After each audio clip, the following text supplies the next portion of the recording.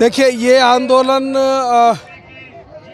मतलब एक लंबी तैयारी के लिए है और क्योंकि सरकारें ऐसे नहीं झुका करती और माना करती हैं, क्योंकि एक बार जब वो कोई कानून बनाती हैं तो उसको वापस लेना उनकी प्रतिष्ठा का सवाल बन जाता है। और देखिए, हर चीज़ यहाँ नैरेटिव पर चलती है। एक नैरेटिव खड़ा किया गया कि ये 56 इंच का सीना है और ये जो कह देता है उससे कभी वापस नहीं हटता है। ये एक बहुत ही दमदार प्रधानमंत्री अवतरित हुआ है।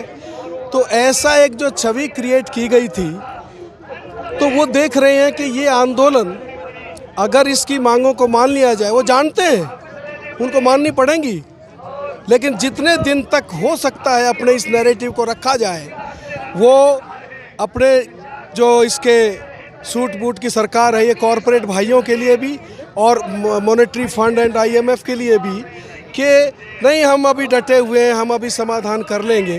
वो अंदर से वो भी जानते हैं, हिले हुए हैं कि ये किसान आज उस जगह पर आ गया है कि जब अगर किसी को दीवार से सटा दो और जब उसकी ज़मीन पर बनाए, उसकी आजीविका पर बनाए, उसके जीवन के आधार पर बनाए, जिसको वो भूमि को जो खेती को जो माँ मानता है, भूमि को, वो जब उस पर जब आँच आए तो वो अपनी जान की बाजी लगा देता है। इसीलिए ये किसान कह रहा है कि, और ये कोई नेतृत्व की तरफ से ही नहीं, सिर्फ आज आप किसी किसान से बात करके देखो, आम किसान से बात करके देखो, उसको ये दिल में ले लिया उसने। देखते एक तो होता ना बुद्धि से, बुद्धि में अगर कोई बात जाए आप समझाओ उसको, लेकिन अगर कोई दिल में ले ले कि कानून वापसी नहीं तो घर वापसी नहीं, आज ये उसने अपने दिल में ले लिया। और जब कोई चीज़ आवेग बन जाए,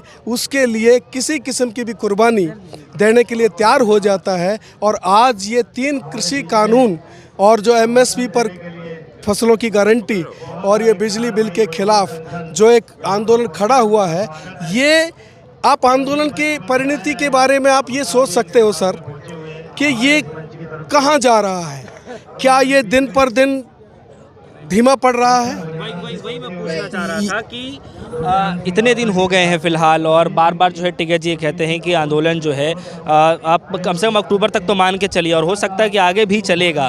तो आप लोग कैसे देखते हैं पूरे इसको? देखिए, इस आंदोलन को मैं ऐसे देखता हूँ कि ये दिन पर दिन व्यापक होता जा रहा है और गहरा होता जा रहा है। इसमें ये जो किसानों ने जो आज दबे कुचले जो तमाम तबके, वो उसने CAA लाया, उसने राम मंदिर का किया, उसने 370 हटा दी, उसने तो ये नई औद्योगिक ये क्या है शिक्षा नीति ले आया।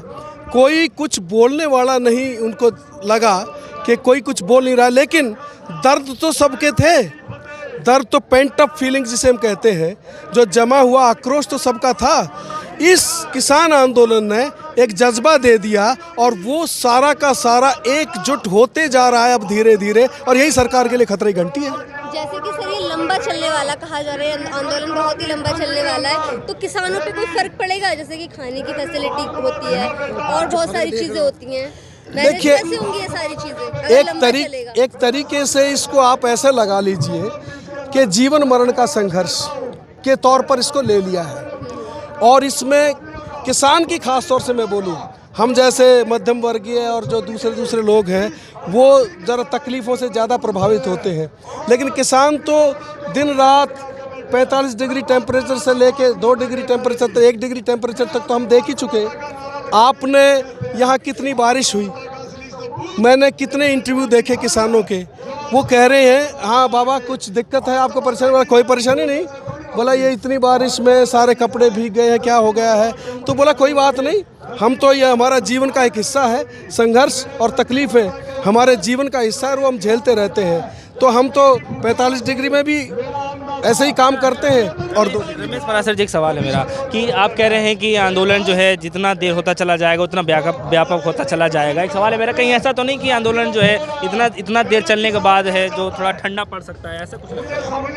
देखिए, ठंडा करने की कोशिश, फूट डालने की कोशिश, कौन सा ऐसा हथियार है जो सरकार ने इस्तेमाल नहीं किया है, और पता नहीं क्या क्या हथियार इस्तेमाल होंगे।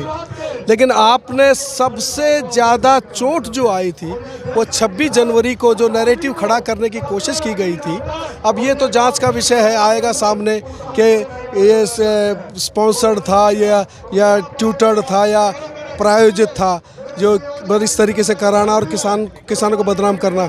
उस समय जो एक मायूसी आई थी, क्योंकि किसी भी आंदोलन को अगर आप जनता से काट सको, जनता की साइकी से काट सको, तो वो सरवाइव नहीं कर पाता, क्योंकि ज़मीन से जड़ें कट गई।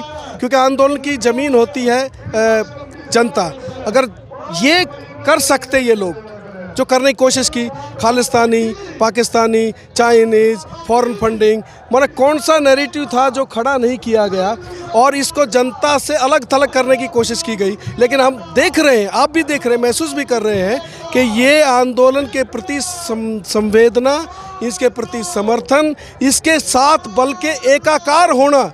अभी तो आप देखिएगा कि आज जो एक मजदूर जो 44 कानूनों को जो 4 कोड में बदला गया है, एक चर्निंग चल रही है।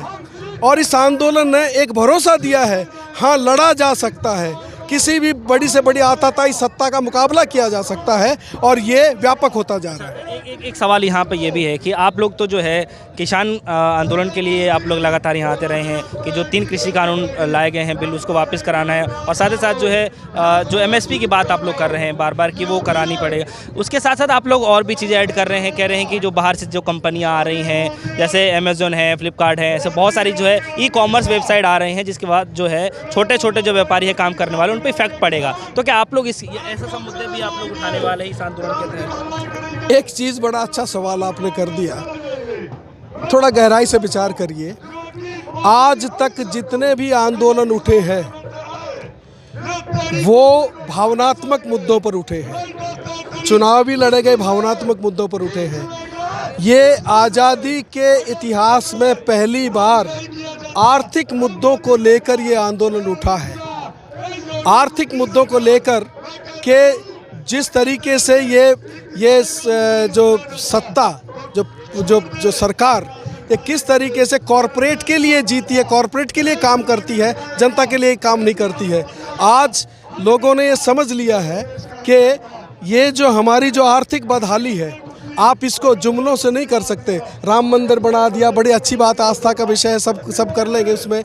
लेकिन आज वो पूछ रहा है कि भाई मेरे राम मंदिर बने, मैं इसमें बहुत मेरे को अच्छा लगेगा, लेकिन इससे मेरी रोटी रोजी कैसे बनेगी, मुझे रोज़गार कैसे मिलेगा, शिक्षा की व्यवस्था कैसे होगी, किसान को लाभकारी मूल्य कैसे मिलेगा, राम मंदिर बनने से कैसे होगा। 370 हटा दी, वहाँ किसके लिए हटा दी, कौन हटा दी, वो छोड़िए, उनके जो मुद्दे थे। लेकिन आज आदमी जोड़ रहा है कि तुम जो कुछ कर रहे हो मेरे जीवन से कैसे जुड़ा हुआ है वो। और आज पहली बार आज़ाद भारत के अंदर जीवन से जुड़े मुद्दों को लेकर आंदोलन उठा है, और यही सरकार के लिए खतरे की घंटी है। क्योंकि इस सरकार जो है पूंजीवादी सरकार, वो पूंजीपतियों के द्वारा, पूंजीपतियों के लिए होती है। It is not of the people, for the people, by the people. लेकिन पराशर जी, लेकिन जब इतना सब कुछ आप कर रहे हैं तो कहीं ऐसा ना हो कि आप लोग अपनी मांगों में ही जो मांग कर रहे हैं आप उसमें ही उलझ जाएं, क्योंकि तरह तरह के आप लोग मांग यहाँ से डिमांड करेंगे तो जो मुद्दा है असलियत मुद्दे को ना आप लोग कहीं भटक जाए, कहीं ऐसा ना हो जाए। देखिए, मुद्दे से भटकना इसलिए नहीं है क्योंकि बार बार जो है केंद्र के उधर से आ रहा है, जब आपकी मुद्दे से भटके क्या मांगना मैं एक बात आपको इस बारे में, एक बात आपको और आपके तमाम दर्शकों को और अपने साथियों को बता दूं कि देखिए, एक फोकस होता है किसी भी आंदोलन में, एक जैसे हम कहते हैं ना उसको कि मतलब ब्रॉडेस्ट पॉसिबल यूनिटी, वो मिनिमम जो एग्रीमेंट होता है जिसके ऊपर।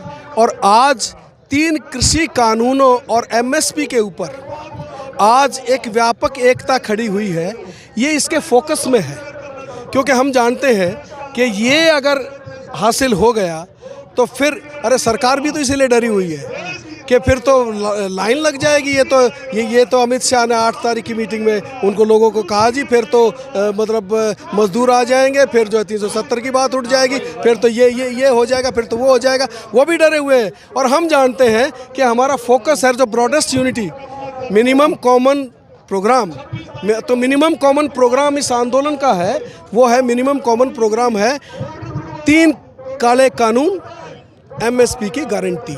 बाकी जो वो सब्सिडरी हैं वो होते रहेंगे। वो जैसे यहाँ से नेतृत्व भी बोलता है कि भाई उनके ऊपर कमेटी बनती रहेगी, चलता रहेगा आंदोलन।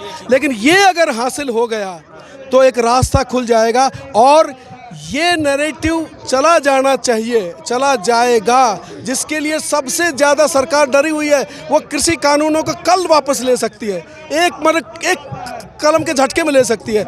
लेकिन डर इसीलिए रही है कि अगर ये ले लिया तो आंदोलन के चलते लोग अपनी मांगों को मनवा सकते हैं, जीत हासिल कर सकते हैं। ये नैरेटिव अगर खड़ा हो गया तो देश में आंदोलनों की बाढ़ आ जाएगी। इसीलिए वो डरे हुए हैं और इस तरीके के नैरेटिव खड़ा कर रहा है आंदोलन जीवी एंड कंपनी फलाना ढिमकाना। और सर जैसे कि प्रधानमंत्री जी भावुक हो जाते हैं और राकेश टिकैत जी भी भावुक हो जाते हैं, तो इससे किस तरीके का इफेक्ट पड़ेगा आम जनता पे, किसानों पे? क्योंकि एक तरीके से भावनाओं के साथ खेला जा रहा है। देखिए किस तरीके से देखते हैं प्रधानमंत्री की नाम दिया प्रधानमंत्री के बारे में आज लोगों को समझ में आ गया है कि ये झूठा है, जुमलेबाज है और ड्रामेबाज भी है। जो आदमी जब संसद में प्रवेश करता है और संविधान के ऊपर लमलेट होता है और संविधान की धज्जियां उड़ा रहा है, इस आदमी ने जो काम कहे, इस प्रधानमंत्री ने, इसकी सरकार ने जो कहा ठीक उसके उल्टा किया। अब देखिए ये रेलवे निजीकरण के बारे में पीयूष गोयल 3 बार स्टेटमेंट, प्रधानमंत्री की स्टेटमेंट कि रेलवे का निजीकरण नहीं होगा, रेलवे में मैंने चाय बेची है, जितना मेरा है उतना कौन इसको फील कर सकता है। क्या हो रहा है? रेल बेच रहा है। जो भी काम करता है लोगों ने समझ लिया कि ये ठीक उसके उल्टा करेगा, तो इसकी भावुक अपील का कोई मतलब नहीं रहा। ये रोया गुलाम नबी को याद करके, ये है वो है, ये रोने का कोई मतलब नहीं है। लेकिन इस रोने को और टिकैत के रोने को आप समान नहीं कर सकते। टिकैत अपने हृदय से रोया था कि अगर ये धरना उठ गया तो ये मेरे मतलब ख़ास तौर से सिख भाइयों पर कितना बड़ा आक्रमण होगा और आंदोलन पर कितना बड़ा चोट आएगी। जो गुंडे यहाँ आरएसएस के गुंडे जब खड़े होकर यहाँ आंदोलनकारियों को पीटेंगे, वो उसने विजुलाइज कर, उसको दर्द था, ये वो अपने आवेग में रोया है, मतलब अपने हृदय से रोया है। अगर हृदय से नहीं रोता और बनावटी होता तो बेटा इतनी बड़ी अपील नहीं हो सकती।